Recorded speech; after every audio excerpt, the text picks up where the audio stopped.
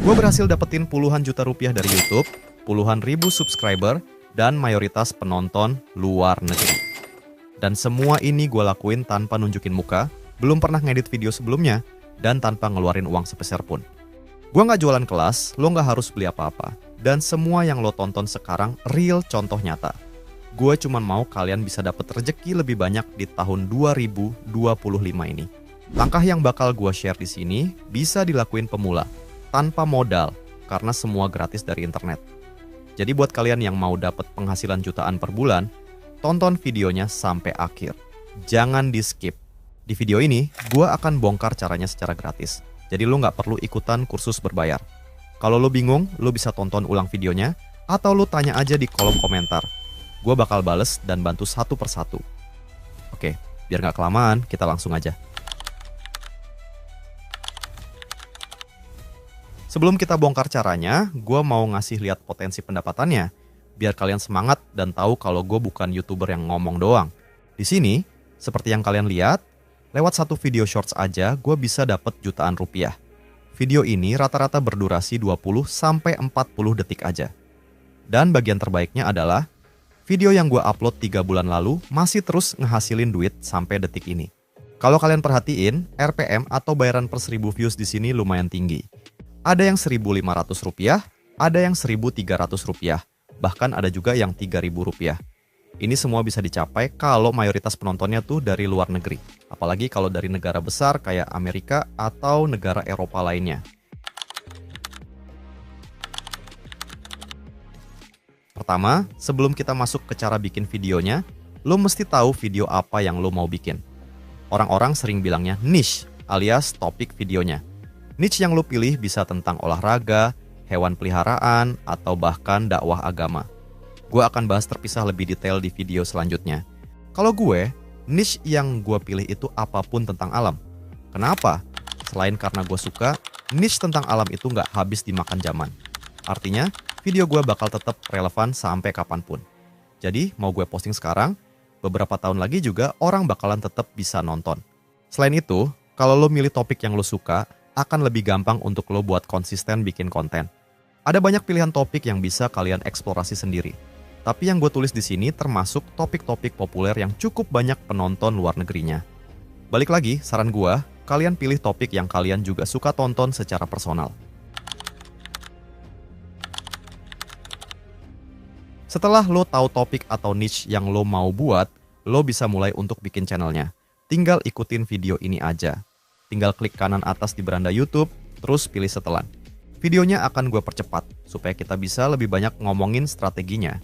Setelah channelnya jadi, lo bisa edit-edit lagi gambarnya belakangan. Tapi pastiin nama, gambar, dan deskripsinya lo isi sesuai tema channel lo. Kenapa ini penting? Karena deskripsi dan nama ini bakal ngebantu YouTube ngerekomendasiin video lo ke penonton. Biar simple, kita langsung tanya aja ChatGPT buat bantuin cari nama dan deskripsi channelnya. Lo bisa copy-paste pertanyaan yang gue pakai di kolom deskripsi. Setelah lo suka dengan jawaban dari ChatGPT, lo tinggal copy-paste ke profil dan simpan. Sekarang, kita masuk ke strategi buat bikin videonya. Untuk bikin video, lo nggak harus ngerekam videonya sendiri. Lo bisa cari dari berbagai sumber kayak TikTok atau Instagram. Beberapa sumber lain lo juga bisa pakai kayak Rednote, alias TikToknya orang Cina sana. Sampai sini, lo pasti nanya, nanti bisa dimonetisasi nggak bang? Jawabannya bisa, asal lo tahu triknya. Sebelum sampai sana, gue ajarin dulu cara paling gampang buat dapetin sumber videonya. Buat Instagram, lo tinggal buka videonya, copy linknya, terus lo paste ke website ini. Nanti lo bisa download videonya langsung. Buat TikTok sama juga. Lo tinggal buka videonya, copy linknya, terus lo paste ke website ini. Nanti lo bisa download juga tanpa watermark. Nah yang penting juga, jangan lupa save nama akun pemilik videonya. Karena mau gimana pun, kita mesti ngehargain kreator asli videonya. Salah satu faktor penting untuk bikin video adalah naskah atau skripnya. Di zaman AI kayak sekarang, itu bisa dengan gampang kita buat. Kita bisa balik lagi ke ChatGPT dan copy-paste prompts di deskripsi untuk bikin skripnya. Kita cuma perlu bilang topik yang kita mau, dan dia akan bikinin buat kita. Kalau mau, kita juga bisa bikin skrip sendiri pakai bahasa Indonesia dan minta dirapihin dan diterjemahin ke bahasa Inggris sama dia. Buat bikin skrip, kalian juga perlu sesuaiin sama video yang kalian bakal pakai ya. Sekarang, waktunya kita bikin voiceover atau narasi dari videonya. Buat teman-teman, nggak perlu khawatir harus punya perlengkapan yang bagus untuk ngerekam suara, apalagi ngerekam suara kita sendiri. Lagi-lagi, kita bakal pakai AI untuk bantuin kita. AI yang kita pakai ini namanya Eleven Labs. Teman-teman bisa daftar secara gratis dan bakal dapat kredit 10.000 karakter setiap bulan. Kalau dari pengalaman, ini cukup banget buat bikin sekitar 20 video dengan durasi 30 sampai 40 detik. Kalau misalnya kuota kita habis, tinggal daftar lagi aja pakai email lain. Gue pribadi punya 3 akun buat maksimalin kuota gratisnya. Sekarang, skrip yang udah kita buat di ChatGPT akan kita copy ke sini.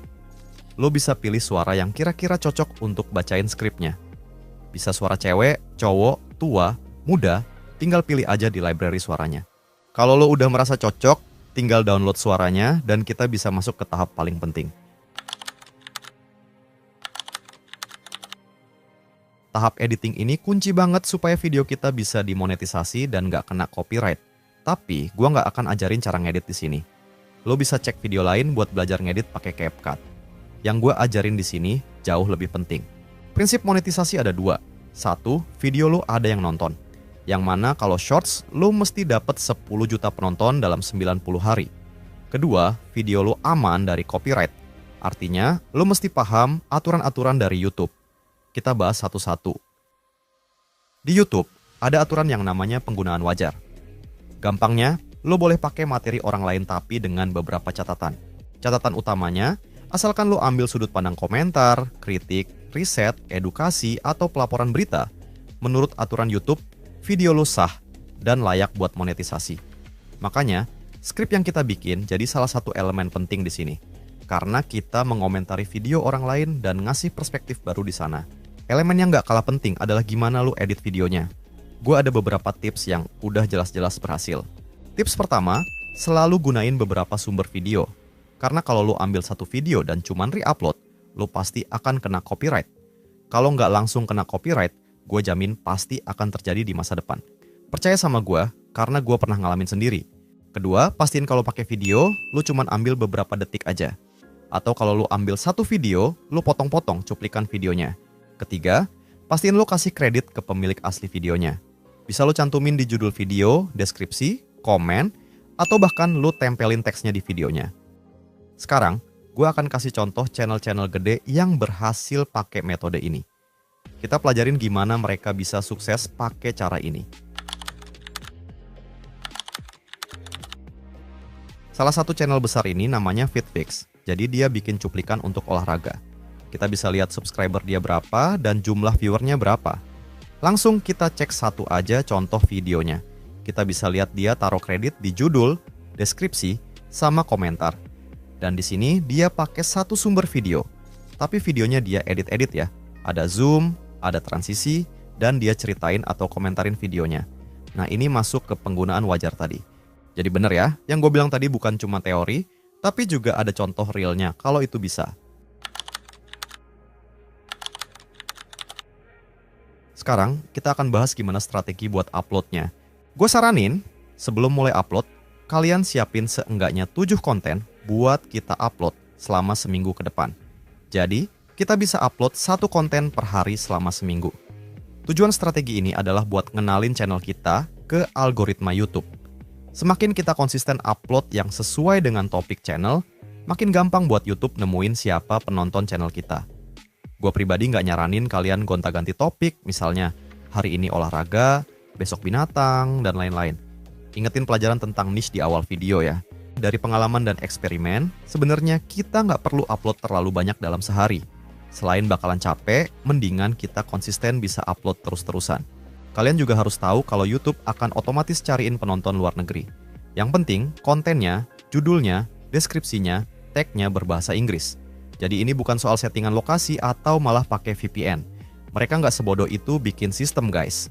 Setelah ini, gue bakal bongkar gimana caranya baca laporan dari YouTube supaya kita bisa sesuaiin konten kita. Di YouTube, cuma ada 2 laporan yang lu harus dalemin. Pertama, Average percentage view alias berapa lama video lo ditonton. Kalau lo bisa bikin narasi yang bagus dan pilih sumber video yang bagus, otomatis persentasenya bakal bagus. Dari semua video gua yang viral, semuanya rata-rata persentase di atas 90%. Dan kalau lo lihat grafik awal videonya, itu di atas 100%. Artinya, orang bisa nonton berkali-kali. Kedua, how many chose to view alias berapa banyak yang milih buat nonton. Kalau lo pengguna YouTube Shorts, lo akan tahu bahwa YouTube itu langsung nyodorin video tanpa lo milih. Kalau lo nonton, berarti laporan ini naik. Tapi kalau lo skip, berarti laporan ini turun.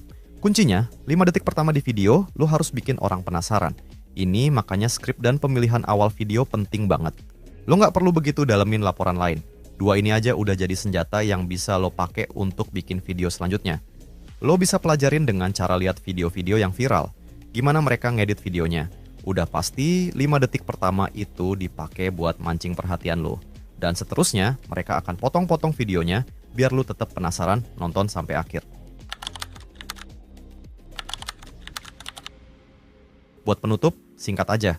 Lo bisa aja nyoba berkali-kali di YouTube, tapi kalau bukan rejeki lo, pasti lo nggak akan dapet. Tapi ada aja yang kayak gua yang baru pertama nyoba nge-YouTube, bisa langsung berhasil. Ingat guys, rejeki nggak akan ketukar. Faktor yang orang bilang keberuntungan itu ada. Di agama gua, ada yang namanya takdir, dan gua percaya banget hal itu. Kalau lo mau tanya, silakan komen, dan gua akan bantuin sebisanya. Minimal jadi rupiah, maksimal jadi amal jariah. Sampai ketemu di video selanjutnya.